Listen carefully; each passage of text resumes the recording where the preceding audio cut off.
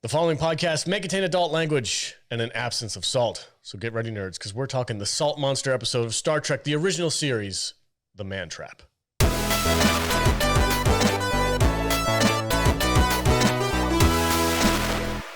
Welcome, everyone, and thank you for joining us on this episode of the Salty Nerd Podcast. This is part of our club members area stuff where we talk about classic sci-fi every single month, and we have a ton of fun doing it. I am joined, as always, by my fantastic panel of nerds. Matt Vader's here. What's up, dude? Hey, man. How you doing? I'm feeling like a real nerd now. Yeah? I got my new specs on. New specs. We're talking about freaking Star Trek. Classic Star Trek. Stuff that came out before I was born, and I'm old. 1966. So, yeah, this is like right a couple years before I saw the world. Yes. My mom loved this stuff. It's turned me into a nerd really young. I'm going to get into it in a minute, but it's hard to beat. It's very hard to beat. Yeah, I can see why people love it so much. You immediately get drawn straight into the camp. Yes. And the fun and the awesomeness of it. Right from the get-go. Speaking of camp, yes, Jude is also here. Welcome, Jude. Hello. First time viewer for the original series, right? Uh-huh. Are you in? I loved it. I knew you would. Yeah. Oh my God. I knew it. 4 seconds in, I was like, this shit is sexy. Oh my gosh. Shatner had it going on, man. Oh my God. Even the salt vampire. Oh, She was like, I'll be like this kind of sexy lady for you, and I'll be this kind of sexy lady for you. And then I'm going to suck all the salt out of your body. So good. It's so good. I'd also like to welcome Vader to the Cool Glasses Club. Ah, yes. Yeah, he's upgraded. The thick-rimmed. The thick-rimmed? Yeah. Thick-rimmed nerd glasses. Yeah, I had to go get a new pair of specs. I went opposite of my normal route. You pulled a George Costanza. I did. I guess so. So everything, these aren't lady frames. Everything you normally do the opposite, and your life gets better as you do it. I think that's a real thing. It might be. Summer of George. Yes. Yeah. Summer of George. Also joining us, George Costanza himself, Matthew Kadish. What's up, sir? Not much. Excited to talk about old school Star Trek, and it was a lot of fun watching this episode with Jude, who had never seen any of the original series. So a lot of interesting things to talk about today. All right. So this episode, so when I was going through this whole season, which there's like 20 some odd episodes, 29 episodes. You picked this month. Yeah, I did. I was like, we need to go all the way back. We need to see the granddaddy of sci-fi. We need, which might be like granddaddy. Would this be the granddaddy of sci-fi, or would this be like, because the granddaddy is like, like Flash Gordon Twilight or some Zone shit, and stuff right? was out before this, right? Yeah. Yeah, black and white. And, there's definitely some cool stuff that came out before Star Trek. Retro. Like, whatever. You go clear back, like you said, Flash Gordon and that kind of stuff. I think I'm thinking about it too much. No, I think Star Trek was like, it changed the world. Yeah. Well, I know, I wanted to do Star Trek for one of our months. And I was like, you know what? We got to pick something. If I'm going to do Star Trek, I don't want to start in like 4th generation Star Trek, like Voyager or something like that. We got to go back to the beginning. So season 1 of the original series, I watched more than half the season just trying to pick the episodes that I wanted to see. And this is Salt Monster. How can I not pick the Salt Monster episode as the first one? So I had a ton of fun with this, binge watching this whole season. Well, it is awesome. The first. Well, I don't know what there's some debate. There's some debate. I guess there's not really debate, but it's like it was filmed after the first pilot with Kirk as captain, but then they aired this one first. That makes it the first. I'm sure somebody will let us know. In Paramount Plus, where we watched it, and these are all remastered. Yeah, which is it's the remastered ones are a little weird for me because they have all the everything special effects, the special effects and the ship shots and the planets. They're all new. I mean, and these were it's probably been 20 years since they upgraded them, but they look fun. They look good. But my brain still automatically goes into the old. Like the ship on a string, where it looks like a stick is flying the Enterprise across. Yeah, and that's how they used to do it. My dad said when he watched this when he was a kid, you could see the strings on the spaceship, you could see it like dangling as it went by. Back in my day. But I don't know. It's a weird thing because I remember watching these on the reruns, of course, in the 70s, and along with the actually what I realized last night was my first real Star Trek was the animated cartoon from the 70s. From the 70s, it came out in like 73. Yeah, in 74, and I'm like 4 or 5 years old watching cartoons, and they have these really highly advanced stories that I watched we watched an episode last night for the first time of the cartoon. And I'm like, wow, no wonder this didn't last very long, because Ironies on Saturday mornings with all those stupid kids, we wouldn't understand any of this. It was just, Star Trek. But it was neat, But I didn't know that was a thing. I thought when I saw like Star Trek, the animated series, I was like, oh, that must be like some kind of an Adult Swim spoof or something like that. It's real. It's legit. It's like the fourth and fifth season. That's crazy. I had no idea. But we can talk about that. Yeah. What did you think about this episode? I loved it. I had so much fun. I mean, so it's been decades since I've sat through and watched original series, and I'm really glad we're doing this, because it's kind of like sparking my brain up a little bit more. You can't go wrong with these. I mean, I know there's some duds, but there's some absolute fantastic episodes in here, and I love it all. I love, I immediately got a kick out of the sets. Oh yeah, the soundstage, it's the soundstage sets, and the matte paintings. It looks like they went across the street and robbed castle pieces from the Frankenstein series getting filmed next door or something. Yeah, it's so cool, and they have gargoyles and lions, statues and shit laying out. And everything has like very harsh, colorful light. Behind it. It's just a trip to watch, and it's so different than what we're used to now, and I love it. Yeah, there's no CGI. There's one thing I gotta say, like really superbly sets the mood for this show is the opening credits sequence. Boldly Go, where no man has gone before. Like that the music, everything about it. I was like, strange new world. Yeah, it was so freaking groovy, and I was like, I want to like dance every time it comes on. Yeah, and it sets the mood for the episode. Like you go in, you're just like excited. And there's, I don't know, like I grew up with the Next Generation. And I thought that opening sequence was really cool. And you're flying past Saturn and all that shit. Yeah.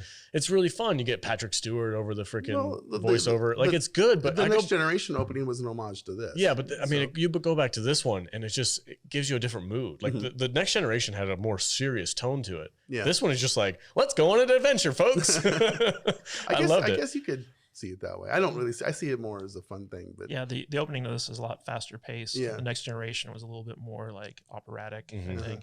Yeah, they were using music for Next Generation from I think the guy who did the movie soundtracks or something. Yeah, they basically took the score for Wrath of Khan and just used it for the opening. Jude, first time watcher. I would love to hear your general thoughts on this first episode. God, it was so much fun. And every time we do Star Trek, I say every single time, like, I can't believe it's taken me so long to find this and to realize how much fun it is. Because every time anybody had ever said, like, ooh, Star Trek, I love it, or we should watch it, or do you want to watch it, or do you like it? I was just like, ugh, that sounds terrible. That's not for me. And every single time we've watched it for the show, I've just been so in love with it. And this might be more enjoyable than the original movies were. I had a great time with the original movies. I am having the best time with this is like the old shit, and I love it. It's so much fun. It's so campy. I love camp. And the first episode has a vampire in it. Give me more. I knew you'd love that. Yeah, like it's a salt vampire. This is perfect. Jude's gonna love it. My God, it was so sexy. Yeah. Oh my God, she's so thirsty. Yeah, she's like seducing every dude she sees. Yeah, like she turns and ladies. And the ladies. That's right. She even tried with the plant. I think. Oh, yeah. The plant wasn't having it. The plant was plant? Like, bitch. I see you. And then when we finally see what she actually looks like horrid. At the end, she's so monstrous. Yeah, I love it. I want that superpower. Just totally let myself go. So are you looking forward to the rest of the month then? Oh, for sure. Okay, cool. Good. We've got some awesome episodes in line. Who's got I'm next so excited. Next month? I think it's you. Is it me? No, that's me. That's you? Oh. Yeah. Oh, you have a very smug look on your face. Yeah, I don't like that look, Maverick. I was gonna go. Maybe we'll just keep going with Star Trek. But we'll see. Well, let's see if this gets super popular and we get a bunch of people jumping in here, like, "Hey, let's talk about Star Trek." And like, all right, let's just do the original series. Kadish, general thoughts on this opening episode? No, this episode, it's a great start to the series. Like it introduces you to all the characters. It kind of sets up what the mission of the Enterprise is. It's actually a very solid episode, and the the challenge that the crew faces in this episode is really fun, and it's very tension filled, and it's a great episode of TV, and I can see why this would hook people into the series. It's a very good first episode. I just had a light bulb go off in my head when I was like thinking about what this episode actually is. You boil it down to what it actually did. It's the Thing. Yeah. It's the same. Yeah. It's the same story. A monster who can look like a crew member that you know, but is actually somebody who's killing everybody around you. You have to narrow down who it is. Yeah, but stole it. Yeah. but there's like a great mystery to this where like, they're trying to figure out what killed these people. It's like they're perfectly healthy. Oh, they're missing all their salt. Mm-hmm. Yeah. And they got a bunch of hickeys all over. Yeah. And it's kind of funny to see like the early incarnation of the Enterprise crew, where like, Sulu's just kind of like in a botany bay. Yeah, he's hanging out. Stuff like that. They got these weirdos driving the ships. Like, who's that guy? Scotty wasn't even in this episode, was he? Well, mustache dude. Oh, porn stash guy. Porn stash guy was at the. He was Scott. He was the old Scotty, I guess. I don't know who this guy was. It's really cool watching these, especially this early, because there's characters running around. Mm-hmm. And you know who the hell they are, and they never come back. Right? The costumes are either amazing, or there's some dude running around with a beekeeper's cap on his head. Right? It was so funny. With tinfoil on his arm. Yeah. Oh, the women's haircuts. Yeah, you can tell the costume budget. Dude, was that a was little the shit in '66. Oh yeah, for sure. The beehive, the whole huge 4-foot-long beehive. All the braids. Looks like Marge from The Khaleesi.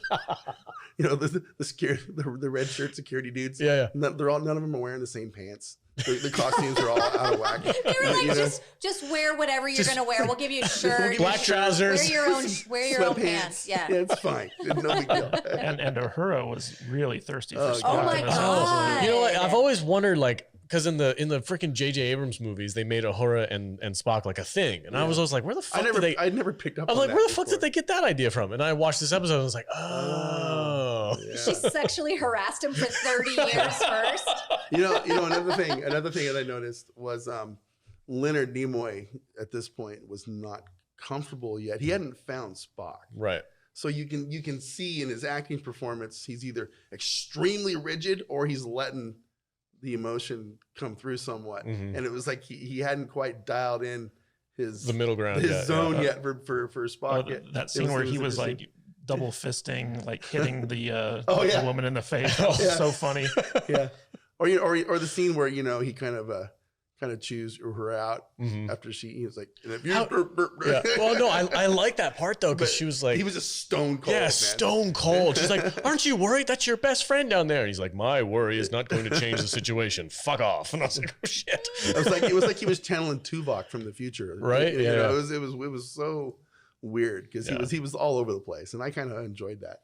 So. Yeah. Overall, I had a blast with this episode. I think I've watched it 3 times since we've talked about it. So I watched it first to figure out which one I wanted to pick, and then I watched it again just to make sure I wanted to pick it. And I was like, yes, absolutely. And then we watched it for our watch party on Monday night. Our watch party was really fun last night. Watch party was awesome. It was on fire. We had like 8-9 people in there. So it was cool. All right, before we start breaking down the episode scene by scene, we're going to take a quick break, and we'll be right back. Welcome back, everybody. Hey, if you guys want to support the podcast and download an awesome mobile game, go to saltynerd.com/DC and download Dragon Champions. It's a really fun mobile hero collection game where you can collect your heroes, upgrade them, go on battles, and go on raids and do campaigns and really fun stuff. And if you get to level 20 after typing in the promo code SALTY in the promo code area, you can join our guild. We have a Salty Nerd Podcast guild that is run by one of our patrons, JT, and he's looking for new, fresh blood to enter the Dragon Champions Guild. You were like level 67 or 70 last time I checked? I'm 74 now. You're only 6 away from Kadish. I'm getting there. He's light years ahead of me. It's like, these games, it's like the fun starts when you hit your level cap. Mm-hmm. And that's when the game really starts. So, yeah. All right, cool. So if you guys want to support the podcast and play a fun game with us, head over to saltynerd.com/DC, download Dragon Champions, and don't forget that promo code SALTY. All right, take it away, Kadish. The Man Trap. All right, Star Trek, the original series, Season 1, Episode 1, entitled The Man Trap. The USS Enterprise arrives at the planet M113 to provide supplies and routine medical exams to Dr. Robert Crater and his wife Nancy, whom Dr. Leonard McCoy was once romantically involved. M113 has supposedly been home to the craters for 5 years, during which time they have conducted an archaeological survey of the planet's ruins. They are the only known inhabitants of the planet. Captain Kirk, Dr. McCoy, and crewman Darnell beam down to the planet and meet Dr. Crater and apparently Nancy Crater, but each of the landing party sees a different woman. McCoy is amazed at how little Nancy has changed since the last time he saw her, and sees the Nancy he knew 12 years prior. Kirk sees a woman similar to the woman McCoy sees, but a more appropriately aged version. But Darnell sees a completely different, younger blonde woman who looks exactly like someone he met on Wrigley's Pleasure Planet. When he mentions this, Nancy doesn't seem to mind, but Kirk and especially McCoy find this an offensive remark and ask the crewman to get the fuck out of here.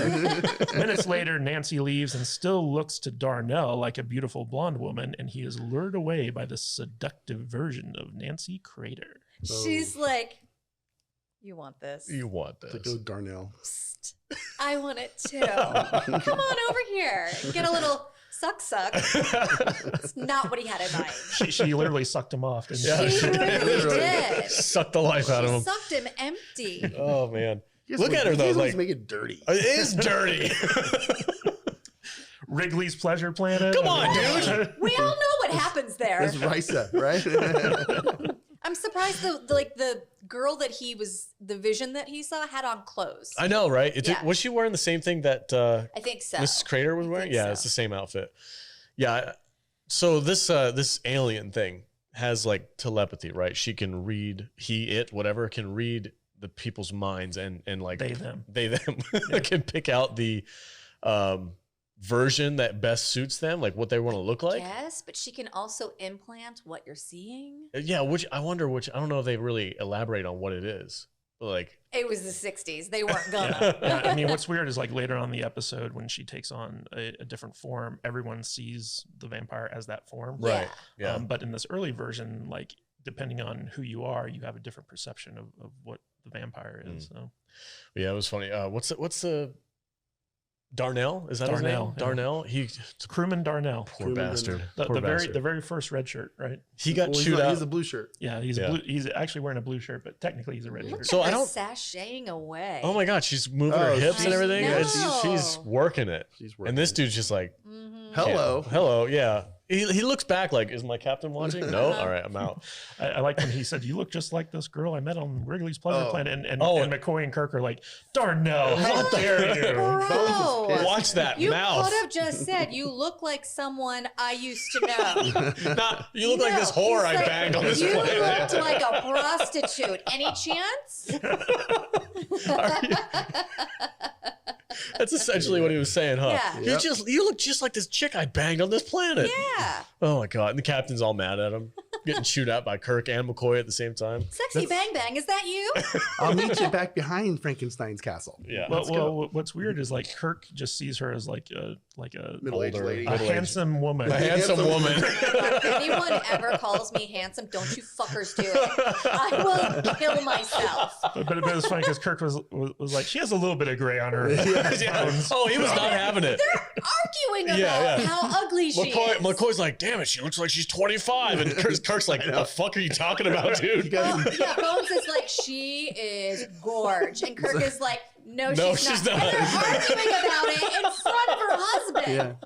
Yeah, bro, you got the beer goggles on pretty hard. Reverse beer goggles. Yeah. Reverse beer goggles.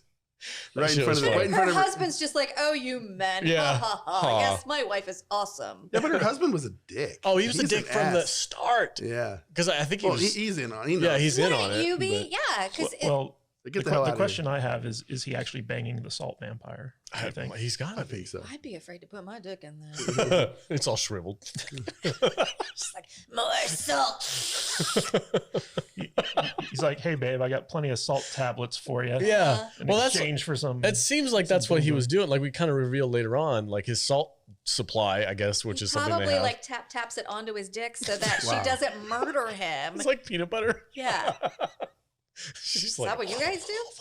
Well, she's got that suction cup for her nose, so. oh man, we're going off the rails on Yeah. this. All right, What Candace, happens? continue on. It's too sexy. What happens next? Dude, No, she's no, it's dirty. too sexy. She's just filthy. You thought it. All right. Dr. Crater arrives, treating Kirk and McCoy with hostility, telling Kirk that the only thing they need are salt tablets, otherwise he and his wife want to be left alone. Kirk debates this, insisting they must need other supplies and that regulations require that McCoy give them physicals at a yearly interval. After Crater realizes that McCoy is the same man he heard his wife mention, his demeanor takes a turn for the better. During the physical, a woman's scream is heard from outside. When Kirk goes to investigate, he finds crewman Darnell dead with Nancy standing over him.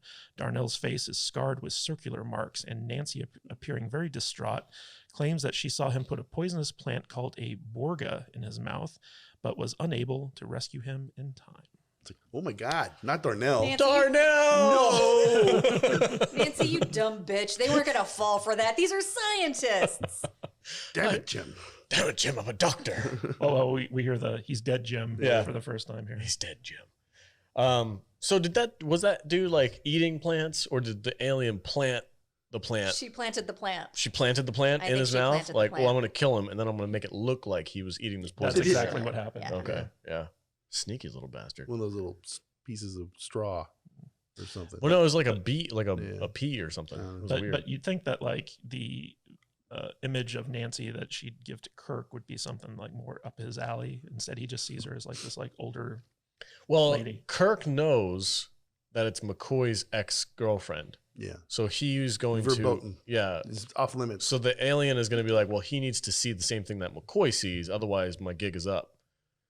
Yeah, Yeoman, what's his face or whatever, Darnell. I don't think they put that much thought into it. You know what's funny is like the image people have of Kirk is like, you know, that of a playboy with like, you know, the Orion girls and stuff like that.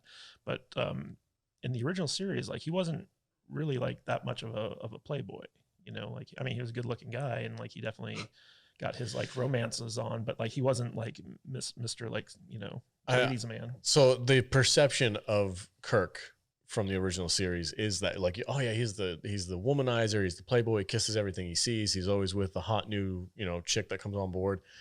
And as I was watching this first season, you're right, like there was a lot less of that than I expected. But there's a couple episodes where he was just straight up like, there's one where he's with a bunch of cyborgs and they're like, they'll do anything you tell them, and he's like, kiss me. And the freaking was that Mud's Women? No, it was a different one. It was I don't know, I don't remember what episode it was, but he goes into this cave area with like a doctor who makes like cyborgs, kind of like Data. Like they're like realistic human looking cyborgs. And this one chick's wearing like barely anything. And the doctor's bragging about how well he's got his cyborgs trained. We're getting off topic. Anyway. Yeah. I mean, you know, what's funny is like throughout this episode, and a lot of the early episodes, like the crew of the Enterprise is like very like when they see like a woman walking by, they're just like, hey baby. Oh yeah. I was really surprised at that scene when Chapel walked out with the food tray, right? Yeah, yeah. And the three like crewmen are there, and they're like, "Damn, dang! Imagine her being your yeoman." What you get with that? I'm surprised I didn't see any like pats on the asses. Well, you have to watch Charlie X. Episode 2. We saw yeah. that. Yeah. That was a big thing in that movie or in that episode. But he was the bad guy. Yeah, Charlie just smacks her around. Yeah, the best was Kirk trying to explain to Charlie why that was wrong. Yeah. Well, you see, there's just some things, you know. Some things you just don't do, son. How do I explain still have to tell people that today. But I wanted to, and her ass was there, and I wanted to let her know that I enjoyed her ass. It's a good looking ass. So that's the next episode. Bounce a dime off of it. Damn it, we might have to do the whole season. This is too much fun.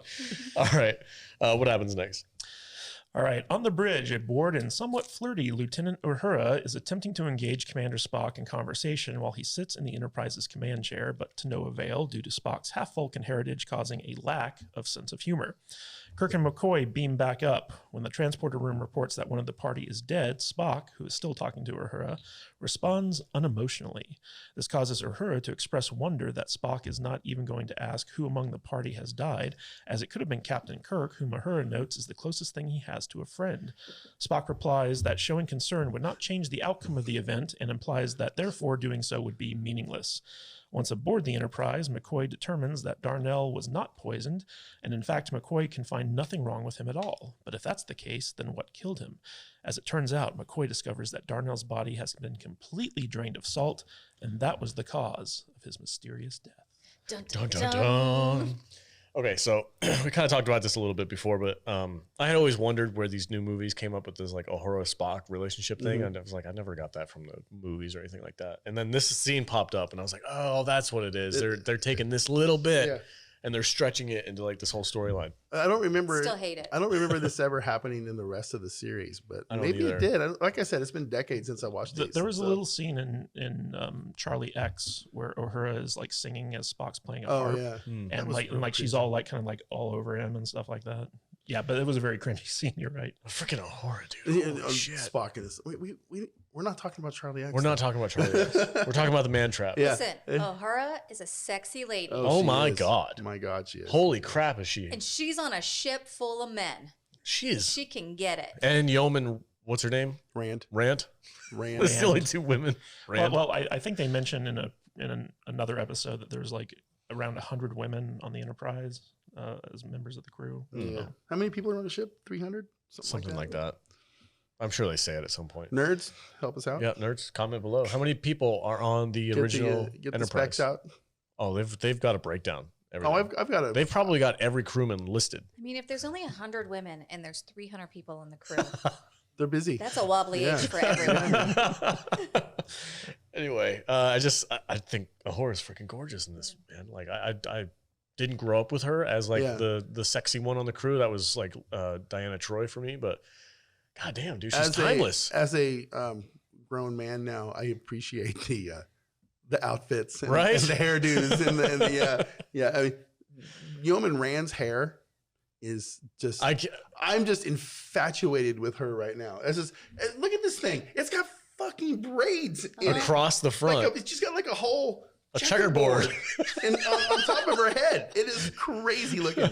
And I want to know how is there something underneath her hair? Yes, probably. Is there like a beehive form that she wraps her hair around? A lot of times they'll use like sponges just to take up space, and then they tease and wrap your hair around it. I went to beauty school. It's crazy, man.